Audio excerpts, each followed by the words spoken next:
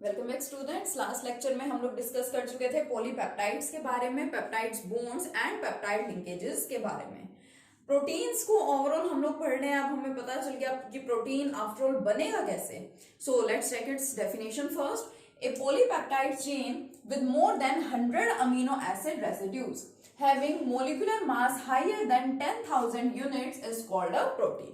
तो अब हमें पॉलीपेप्टाइड पता चल गया क्या है, तो अब हम प्रोटीन की डेफिनेशन इजीली समझ सकते हैं कि एक पॉलीपेप्टाइड चेन जिसके अंदर greater than 100 amino acid residues present होंगे और उसका मोलर मास यानी मोलिकुलर मास जो है वो ज्यादा होगा 10,000 यूनिट से, उसको क्या बोला जाएगा? उसको प्रोटीन बोला जाएगा।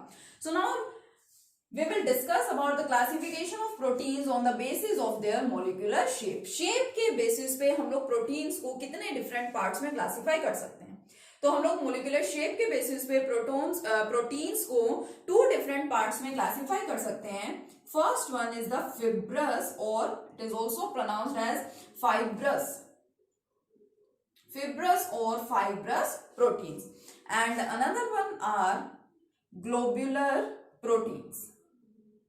Fibrous and globular proteins, these are the two different types of the proteins on the basis of their molecular shape. अब दोनों की हमें सबसे पहले शेप समझनी है, दोनों के शेप्स में डिफरेंस हमें देखना है। ठीक है, दोनों के एग्जांपल्स हमको यहाँ पे अच्छे से देखने हैं। देखिए जो फाइब्रस प्रोटीन्स है, अब ये तो हमें पता चल गया कि प्रोटीन के अंदर पॉलीपेप्टाइड चेन्स प्रेजेंट होंगी। तो फाइब्रस प्रोटीन्स का मतलब कि ऐसे प्रोटीन्स जिनके अंदर जो पॉलीपेप्टाइड चेन्स हैं they will have the fibre like, इनका स्ट्रक्चर कैसा होगा? फाइबर लाइक और we can say thread like structure, fibre like और थ्रेड लाइक स्ट्रक्चर, इस टाइप का स्ट्रक्चर होता है आपके फाइब्रस प्रोटीन्स का। लाइक देखिए जो पॉलीपेप्टाइड चेन है वो किस तरह से अरेंज होगी। सपोज ये पॉलीपेप्टाइड चेन है, first polypeptide chain, now another polypeptide chain, another polypeptide chain. These large number of polypeptide chains are arranged in fiber like और thread like structure. ठीक है, तो ये वाले जो आपके प्रोटीन्स होते हैं basically these are known as the fibrous proteins, जिनके अंदर polypeptide chain fiber like या फिर thread like structure के फॉर्म में अपने आप को इन्होंने अरेंज कर रखा है। अब ये शेप जस्ट ऐसे ही नहीं बना रखी है, इसका मतलब यहाँ पे अरेंजमेंट है अमीनो एसिड्स की, कि यहाँ देखिए यहाँ कोई अमीनो एसिड प्रेजेंट होगी, यहाँ कोई अमीनो एसिड प्रेजेंट होगी, हेयर ऑल्सो। यहाँ पे क्या है, जो एक पॉलीपेप्टाइड चेन है वो किसको रिप्रेजेंट कर रही है? यहाँ पे ऑब्वियसली मतलब हर एक जो आपकी पॉलीपेप्टाइड चेन है ये किसको रिप्रेजेंट कर रही है? अमीनो एसिड्स की अरेंजमेंट को, कि इस तरह से अमीनो एसिड यहाँ पे प्रेजेंट है। क्योंकि प्रोटीन्स है क्या? Proteins are the polymers of the amino acids. It means ये जो शेप बना रखी है इसके अंदर कौन प्रेजेंट है? अमीनो एसिड्स प्रेजेंट है। फॉर एग्जाम्पल अब किस टाइप के प्रोटीन्स का ऐसा स्ट्रक्चर होता है, क्या हम उनको बोलते हैं? ठीक है, जो एग्जांपल्स हैं दोनों टाइप के ही प्रोटीन्स के, ये आपको बहुत अच्छे से ध्यान रखने हैं। एक कॉमन एग्जांपल है इसका केराटिन। ठीक है, ये जो आपका केराटिन है फाइब्रस प्रोटीन है, ये कहाँ प्रेजेंट होता है? ये हमारे हेयर्स में प्रेजेंट होता है, वूल में होता है, सिल्क में होता है। It is present in hairs. ठीक है, it is present in hairs, wool as well as silk. इनके अंदर ये आपका केराटिन प्रेजेंट होता है and keratin is the example of the fibrous protein. और उसके अलावा और कौन सा प्रोटीन होता है? मायोसिन। ठीक है, मायोसिन कहाँ प्रेजेंट होता है? It is present in our muscles, ये हमारे मसल्स में प्रेजेंट होता है। ठीक है, तो एग्जांपल्स आपको यहाँ पे ध्यान रखने हैं, keratin which is present in our hairs, wool and silk, and myosin which is present in the muscles of our body. अब इसी से रिलेटेड अगर आप इसके एग्जांपल्स याद कर लेते हैं तो इससे रिलेटेड आप इसकी प्रॉपर्टी भी है एक बहुत इंपॉर्टेंट जो इजीली समझ सकते हैं। These type of proteins are basically insoluble in water. ये वाले जो प्रोटीन्स है these are water insoluble, water में ये डिसोल्व नहीं होते हैं, वाटर में सोल्यूबल नहीं होते। सिंपल सी बात है, कॉमन सेंस वाली बात है। हेयर्स है, मैंने बोला कि हेयर के अंदर ये आपको प्रोटीन प्रेजेंट होता है, हेयर में केराटिन होता है और ये केराटिन क्या है? It is the type of the fibrous protein, means fibrous protein का ही एग्जांपल है। तो क्या कभी ऐसा हुआ है कि सपोज आप नहाने गए हैं, ठीक है, आपने हेयर वॉश किए और आपके जो हेयर्स हैं वो क्या हो गए? वो वाटर के अंदर डिसोल्व हो गए या वाटर के अंदर घुल गए आपके बाल। ठीक है, या आपके जो मसल्स हैं, बोन्स में भी फाइब्रस प्रोटीन्स प्रेजेंट होते हैं कि आप नहाने गए हैं, आप नहा के आए एंड आपकी बोन्स एंड मसल्स जो है वो वाटर में क्या होगी, डिसोल्व होगी। क्या ऐसा पॉसिबल है? नहीं, बिल्कुल भी ऐसा पॉसिबल नहीं है, कभी भी पॉसिबल नहीं है। So we can say that these type of proteins are insoluble in water. Water में कैसे होते हैं? इनसोल्यूबल होते हैं। Now what are the next type of proteins? Next type of proteins are the globular proteins. अब ये जो globular proteins होते हैं, इसमें क्या है, इनका जो स्ट्रक्चर है, इसके अंदर large number of polypeptide chains present होती हैं। इसमें भी बहुत सारी, मींस फिक्स नहीं है कि एक ही आपकी पॉलीपेप्टाइड चेन होगी, बहुत सारी large number of an number of polypeptide chains यहाँ पे प्रेजेंट होती है और उन्होंने किसी भी तरीके से ऐसे कुछ भी अपने आप को क्या कर रखा है, अरेंज कर रखा होता है। ठीक है, इस तरह से कैसे भी वो एक दूसरे के साथ क्या होती है, कॉइल्ड अप होती हैं, कॉइल्ड अप, या फिर क्या बोल सकते हैं, फोल्डेड। ठीक है, एक दूसरे के साथ कॉइल्ड अप होती हैं, फोल्ड हो जाती हैं, एक दूसरे के अंदर कंप्लीटली मिक्सअप हो जाती है to give rise a spherical shape. अब ये जो सारी लाइंस बना रखी है यहाँ पे, लाइंस क्या है, यहाँ कोई अमीनो एसिड है, यहाँ अमीनो एसिड है, इधर है, इधर है, सब जगह यहाँ पे कौन प्रेजेंट है, अमीनो एसिड्स ही प्रेजेंट है। ठीक है, तो ये आपको ध्यान रखना है। देखिए, पॉलीपेप्टाइड चेन आपके पास होनी ही चाहिए। प्रोटीन्स जो हैं, these are the polymers of amino acids, तो large number of amino acids it means यहाँ पे प्रेजेंट होंगी। ठीक है, और इसके साथ साथ आपको यहाँ पे क्या ध्यान देना है कि मैंने यहाँ आपको बताया कि more than 100 amino acid residues होने चाहिए, बट हमारे पास एक प्रोटीन है, कौन सा प्रोटीन, इंसुलिन, जो आपको स्पेशली ध्यान रखना है, जिसका डिफरेंट केस है। Insulin contains 51 amino acids. जो हमारा इंसुलिन प्रोटीन है, इसके अंदर सिर्फ 51 अमीनो एसिड्स प्रेजेंट होती है, फिर भी हम इसको प्रोटीन बोलते हैं। क्यों? अब ऐसा सब्सटेंस जिसके अंदर मान लीजिए less number of amino acids हैं और फिर भी उसकी जो प्रॉपर्टीज हैं वो प्रोटीन्स की प्रॉपर्टी से ही रिलेटेड है, उसी की जैसी वो प्रॉपर्टी शो कर रहे हैं, तो हम उनको प्रोटीन्स में कंसिडर करते हैं। तो इंसुलिन इसी टाइप का एक प्रोटीन है। ठीक है, तो जो आपके ग्लोबुलर प्रोटीन्स हैं, इस टाइप के प्रोटीन्स के एग्जांपल क्या क्या होते हैं? जो इंसुलिन है, ये इसी टाइप का प्रोटीन होता है। ठीक है, ये आपके एल्ब्यूमिन्स हैं, एल्ब्यूमिन्स, हीमोग्लोबिन। ठीक है, these all are the examples of the globular proteins. अब अगर आपके फाइब्रस प्रोटीन्स इनसोल्यूबल है वाटर में, तो ग्लोबुलर प्रोटीन्स क्या होंगे? These are soluble in water, these are water soluble proteins. तो ये आपको अच्छे से ध्यान रखना है। ठीक है, तो ये हो गई classification of proteins on the basis of their molecular shape. किस तरह से प्रोटीन्स को क्लासिफाई किया जाता है, ये तो हम लोगों ने पढ़ लिया। Now next point comes about the structure of the proteins, कि इन प्रोटीन्स का स्ट्रक्चर एक्चुअल में होता कैसा है।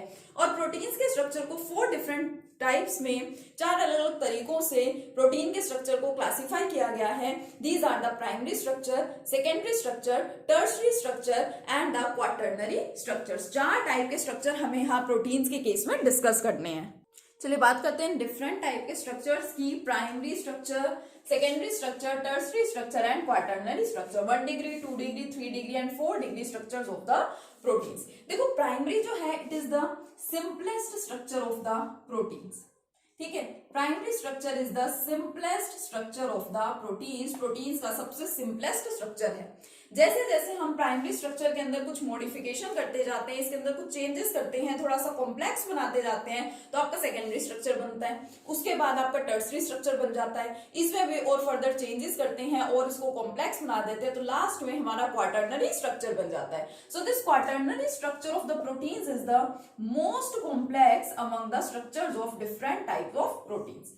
जो डिफरेंट स्ट्रक्चर्स हैं आपके पास, उनमें से सबसे सिंपलेस्ट स्ट्रक्चर कौन सा है? हमारा primary structure. And the most complex structure is the quaternary structure.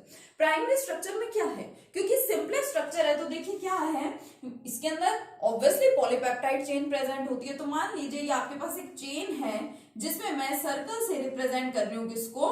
Amino acids को। ठीक है, क्योंकि भाई प्रोटीन है, प्रोटीन में पॉलीपेप्टाइड चेन होगी, चेन के अंदर कौन प्रेजेंट है? आपकी अमीनो एसिड्स प्रेजेंट है। तो अमीनो एसिड्स को मैंने इस सर्कल से रिप्रेजेंट कर दिया। मान लो ये कोई फर्स्ट टाइप के अमीनो एसिड है, ये मैंने ऐसे लाइंस से रिप्रेजेंट कर दी। कोई दूसरी अमीनो एसिड है, ठीक है, मैंने अंदर ऐसे डॉट्स लगा दिए। कोई तीसरी अमीनो एसिड है आपकी, ठीक है, इसको मैंने सर्कल कर दिया। ये आपकी कोई 4th अमीनो एसिड है, 5th अमीनो एसिड। इसी तरह से काफी सारी अमीनो एसिड जो है वो यहाँ पे क्या होंगे? प्रेजेंट होंगी। ठीक है, आप इसको इस तरह से रिप्रेजेंट कर सकते हैं। तो ये जो अरेंजमेंट मैंने दिखाई है, it is the simplest structure. This simplest structure is known as the primary structure of the protein.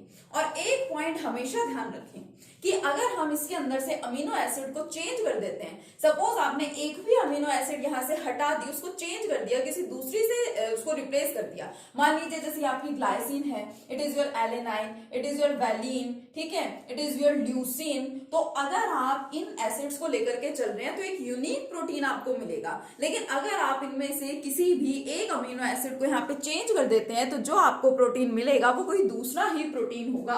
Amino acids को चेंज करने से आपका प्रोटीन भी क्या हो जाता है, चेंज हो जाता है। Now this structure is the simplest structure of the proteins which is known as the primary structure. इसके अंदर हमारे पास में एक पॉलीपेप्टाइड चेन प्रेजेंट थी, उसके अंदर मैंने यहाँ पे अमीनो एसिड्स की अरेंजमेंट आपको दिखाई कि किस तरह से अमीनो एसिड्स यहाँ पे प्रेजेंट हो सकती हैं। सेकेंड एग्जाम्पल, सेकेंड टाइप की बात करें, सेकेंड स्ट्रक्चर की यानी कि सेकेंडरी स्ट्रक्चर की अगर बात करें तो मैंने आपको बोला था कि इसके अंदर हम थोड़ा सा चेंज कर दें, कुछ मॉडिफिकेशन करा दें, इस स्ट्रक्चर को थोड़ा सा और कॉम्प्लेक्स बना दें तो आपको क्या मिलेगा, सेकेंडरी स्ट्रक्चर मिलेगा। तो सेकेंडरी स्ट्रक्चर का मतलब क्या है, मान लीजिए कि आपके पास कोई एक पॉलीपेप्टाइड चेन थी, ठीक है, सपोज मैंने एक और पॉलीपेप्टाइड चेन ले ली। अब जब दो पॉलीपेप्टाइड चेन्स एक दूसरे के साथ प्रेजेंट है तो क्या होगा, हो सकता है ये एक चेन दूसरी चेन के अंदर इस तरह से क्या हो जाए, मिक्सअप हो जाए, कि एक चेन आपकी अलग इस तरह कहीं प्रेजेंट है और ये दूसरी पॉलीपेप्टाइड चेन इसके अंदर आकर के मिक्सअप हो गई और इन्होंने एक स्ट्रक्चर बना लिया, they give rise to another structure of the protein. Now this structure basically is known as the secondary structure, ठीक है। प्राइमरी स्ट्रक्चर आपका सबसे सिंपलेस्ट स्ट्रक्चर था जिसके अंदर मैंने एक पॉलीपेप्टाइड चेन यहाँ पे दिखा दी। अब अगर दो पॉलीपेप्टाइड चेन्स एक दूसरे के साथ क्या हो जाएंगी, कंबाइन हो जाएंगी, इस तरह से फोल्ड हो जाएंगी एक दूसरे के साथ आकर के, तो वो जो स्ट्रक्चर बनाएंगी वो क्या होगा, आपका सेकेंडरी स्ट्रक्चर, ठीक है। Now this secondary structure is of two types. अब ये जो दो चेन्स एक दूसरे के साथ अरेंज हुई हैं, ये दो टाइप से अरेंज हो सकती हैं। First type is known as the alpha helix structure.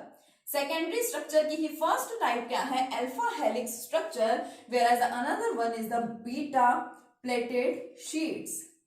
अब इनके नाम से हमें पता चल रहा है कि अल्फा हेलिक्स स्ट्रक्चर में क्या होगा, हेलिकल शेप प्रेजेंट होगी। जो प्रोटीन्स हैं इनके अंदर जो आपके पॉलीपेप्टाइड चेन्स हैं उन्होंने अपने आप को हेलिकल स्ट्रक्चर में, हेलिकल फॉर्म में क्या कर रखा है, अरेंज कर रखा है। और जो बीटा प्लेटेड शीट्स हैं, इट मींस वो शीट्स की तरह से वहां पे आपके पास में डिफरेंट चेन्स एक दूसरे के साथ में अरेंज हो रही हैं, ठीक है, अलग अलग शीट्स वहां पे प्रेजेंट होंगी, ठीक है। देखते हैं कैसे हो सकती हैं। देखिए जो आपका हेलिक्स टाइप का स्ट्रक्चर है, शीट्स का मतलब सिंपल शीट्स की तरह से यहाँ पे आपकी अमीनो एसिड्स एक दूसरे के साथ कंबाइन होंगे, वो तो सिंपल है, ठीक है। शीट्स की तरह से यहाँ पे अमीनो एसिड्स एक दूसरे को इन्होंने एक दूसरे से अटैच करवा रखा है।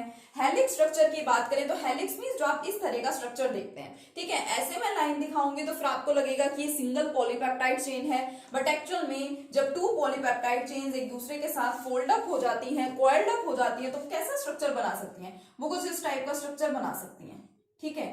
ऐसे ओवरऑल इनकी अरेंजमेंट इस तरह से हो जाती है, ठीक है। ये आपका क्या हो जाता है, हेलिकल शेप हो जाती है, हेलिक्स की तरह से इस तरह से अरेंज कर रखा है। यहाँ पे कोई एक अमीनो एसिड होगी, यहाँ कोई दूसरी होगी, ठीक है, इसी तरह से डिफरेंट अमीनो एसिड्स यहाँ पे प्रेजेंट हो सकती हैं।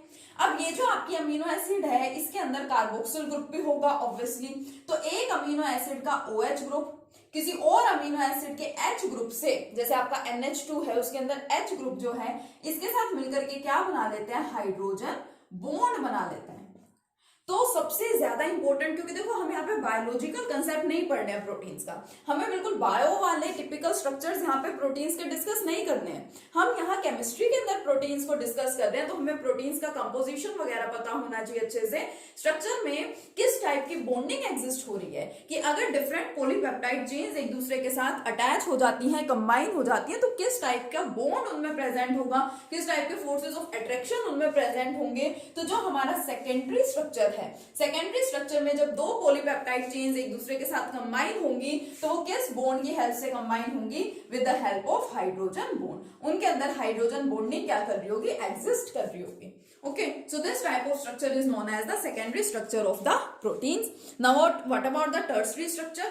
अब टर्सरी स्ट्रक्चर में क्या है, प्राइमरी आपका सबसे सिंपलेस्ट था, सेकेंडरी में दो पॉलीपेप्टाइड चेन्स एक दूसरे के साथ कंबाइन है, एक ने हेलिकल शेप ले रखी है और दूसरा शीट्स की फॉर्म में प्रेजेंट है। टर्सरी स्ट्रक्चर की बात करें तो और पॉलीपेप्टाइड चेन क्या हो जाती है, मिक्सअप हो जाती है। यहाँ पे आके मान लीजिए एक चेन यहां से आ रही है, एक यहां से आ रही है, एक यहां से आ रही है, तो बहुत ज्यादा थोड़ा सा और कॉम्प्लेक्स स्ट्रक्चर यहाँ पे बन जाता है। This structure is known as the tertiary structure. और इस टाइप से जब पॉलीपेप्टाइड चेन्स एक दूसरे के साथ कंबाइन होती है, then they give rise to another two types of proteins. These are the fibrous proteins and globular proteins. जो हम लोगों ने ये टाइप ऑफ प्रोटीन्स डिस्कस किए थे कि दो टाइप के प्रोटीन्स होते हैं हमारे पास, फाइब्रस एंड ग्लोबुलर प्रोटीन। तो ये फाइब्रस एंड ग्लोबुलर प्रोटीन्स आपके टर्सरी स्ट्रक्चर की ही टाइप है। ठीक है, थोड़ा स्ट्रक्चर आपका और कॉम्प्लेक्स हो जाता है तो वो स्ट्रक्चर क्या बन जाता है, आपका टर्सरी स्ट्रक्चर बन जाता है। ठीक है, सेकेंडरी स्ट्रक्चर में जिस तरह से हाइड्रोजन बॉन्ड प्रेजेंट है, टर्सरी स्ट्रक्चर के बॉन्ड्स की बात कर लेते हैं। अब जो टर्सरी स्ट्रक्चर है, इस टाइप के स्ट्रक्चर में देखो हाइड्रोजन बॉन्ड प्रेजेंट हो सकता है। मोस्ट इंपोर्टेंट, इसके अंदर डाइसल्फाइड लिंकेज होती है, मींस दो सल्फर एटम्स जो हैं, ठीक है। कुछ प्रोटीन्स में हमने पढ़ा था कि कुछ अमीनो एसिड्स के अंदर, देखो अमीनो एसिड्स में बेसिकली हमें carbon, hydrogen, nitrogen and oxygen ही मिलते हैं, बट कुछ पर्टिकुलर अमीनो एसिड्स के अंदर सल्फर भी प्रेजेंट होता है। ठीक है, तो डाइसल्फाइड लिंकेज भी प्रेजेंट होती है। डाइसल्फाइड लिंकेज की हेल्प से क्या होते हैं, डिफरेंट अमीनो एसिड्स एक दूसरे के साथ कंबाइन होती है। Van der Waals forces of attraction यहाँ पर एग्जिस्ट करते हैं, वन डर वाल्स फोर्सेस, ठीक है। इलेक्ट्रोस्टैटिक फोर्सेस ऑफ अट्रैक्शन, तो पेपर में हमसे ये फोर्सेस ऑफ अट्रैक्शन के बारे में पूछा जाता है। ठीक है, तो सेकेंडरी में ध्यान रखेंगे हाइड्रोजन बॉन्डिंग है, टर्सरी में ध्यान रखेंगे हाइड्रोजन बॉन्ड हो सकता है, डाइसल्फाइड लिंकेज हो सकती है, van der Waals forces as well as electrostatic forces. तो ये बात होगी टर्सरी स्ट्रक्चर की। क्वाटर्नरी स्ट्रक्चर में क्या है, ये आपका सबसे ज्यादा कॉम्प्लेक्स है। तो जब लार्ज नंबर ऑफ यूनिट्स एक दूसरे के साथ कंबाइन हो जाती है, जिनको हम बेसिकली बोलते हैं सब यूनिट्स, ठीक है, लार्ज नंबर ऑफ यूनिट्स जब एक दूसरे के साथ कंबाइन हो जाती हैं तो वो बहुत ज्यादा कॉम्प्लेक्स स्ट्रक्चर को अराइज कर देती हैं, and that complex structure is known as the quaternary structure. तो चार टाइप के स्ट्रक्चर्स एग्जिस्ट करते हैं प्रोटीन्स के, these are the primary structure, secondary structure, tertiary structure and quaternary structure. ठीक है, तो ये स्ट्रक्चर्स आपको बहुत अच्छे से ध्यान रखने हैं यहाँ पे। ठीक है, नेक्स्ट वीडियो में मिलेंगे अपने नेक्स्ट कंसेप्ट के साथ, तब तक के लिए कीप लर्निंग, थैंक यू।